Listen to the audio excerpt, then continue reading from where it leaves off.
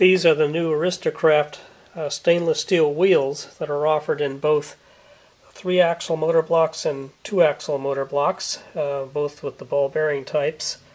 This one here indicates stainless steel wheels ART 29138 for the 3-axle truck, and it has a parentheses 4. I don't know quite what that means, but all the wheels seem to be non-magnetic, so I think they're all stainless. This is the 3-axle block that I've jumpered so I can run the block by itself for testing. And over here is the 2-axle block, and the box indicates that it's an ART 29139, stainless steel wheels for the 2-axle block. This time there's a parentheses 4, and it makes sense because there are 4 wheels on the 2-axle block here. And I've also jumpered these the pickups to the motors so that I can test run these blocks. This is how the 3-axle motor block is packaged in the box that it comes in. There's the Aristocraft part number ART29138. Again, these are stainless steel wheels for the 3-axle truck, and yet you get the motor block included with it. Quite a bargain. It has this lid that comes off. And here's the 2-axle motor block, ART29139, stainless steel wheels for 2-axle truck. And again, you get the motor block free with the wheels. Quite a remarkable deal. I'm going to weigh the Aristo motor blocks that come with the stainless steel wheels. Or should I say the stainless steel wheels that come with the motor blocks. This 3-axle one weighs 1.38 pounds, and then I'll weigh the 2-axle motor block, and this motor block weighs 0.825 pounds. What's interesting about these new stainless steel wheels is you get the motor blocks thrown in with the wheels, which seems like a remarkable deal. Almost one wonders if it's erroneous, but to the consumer's benefit. I'm going to test the blocks with a little bit added weight on top of them. In this case, I have a steel weight that weighs about 1.5 pounds here. I put painter's tape on the back of the weight so that it won't short out the power pickup on the 3-axle motor block.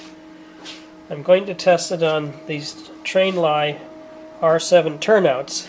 This one is unmodified, and it has problems with the guardrails being too far from the stock rails, and also the frog has deep grooves or a deep trough meant for 120,000 inch deep flanges for a flange bearing type frog, and a lot of the rolling stock nowadays doesn't have flanges that deep, and so I've been working with Axel Tillman, the owner of Trainline USA, to upgrade these, and he's in the process of doing so.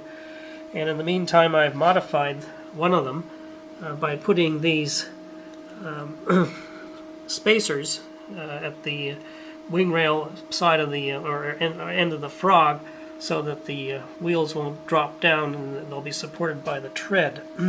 I've also put shims in here for the guardrails, so that they have proper spacing. And what I'm going to do now is test the motor blocks over these turnouts. So I'm going to energize the 3-axle motor block here. And I've jumpered the power pickups again with the motor leads.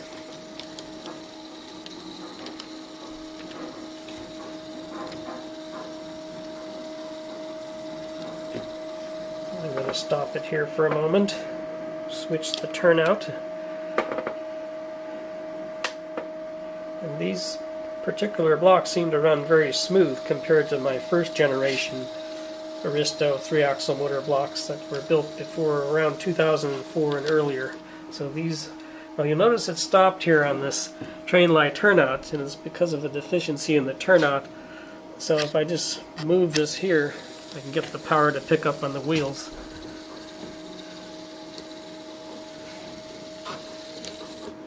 See, it stopped again here, and even though this is on a modified turnout, it kind of restarted by itself. Now I'm going to reverse the motor block and run it back over the same turnout. And the reason why it has troubles is this center axle tends to ride up on the frog area, and it lifts the whole truck up. With the full weight of a locomotive, which if it's fully weighted is about 14.5 pounds for its typical 3-axle loco, it probably will be a little more forgiving. However, if one examines this here, apparently Aristocraft has put in a rigid spacer on both end axles, whereas before, where you see this arrow here, that meant to point to the pilot end of the loco, they had the rigid spacer here. The first generation ones had a rigid spacer only in the center, and now this, I would call it a third generation with the stainless steel wheels, has a rigid spacer at both ends, and the center axle is allowed to rock a little bit, but it tends to be biased on some of these blocks I bought on one side or the other. And if there's any kind of crown in the track or anything that sticks up, like these frogs here that aren't made too well, that it'll tend to lift the truck up, and perhaps the loco, and basically separate power pickup from the wheel to the rail. This is the 2-axle block, and I put a weight on it, so we're going to run it over the same test, the same turnouts.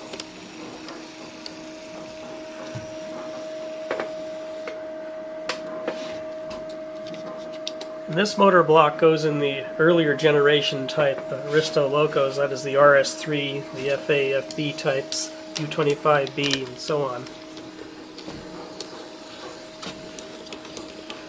Let me stop. Now we're running it back.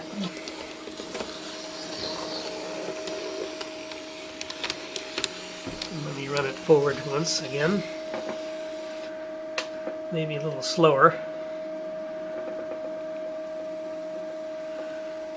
And notice when it goes over the unmodified Trainline R7 turnout over the frog, it'll tend to bounce.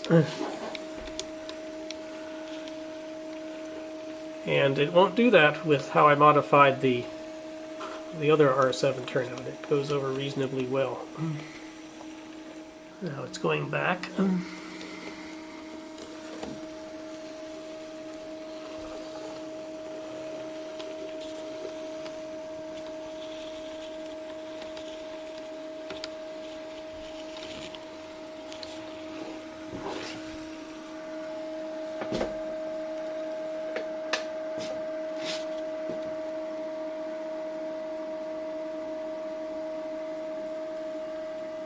I'll try and start in rather slowly here and see if I can capture in the video here how it goes over the frog.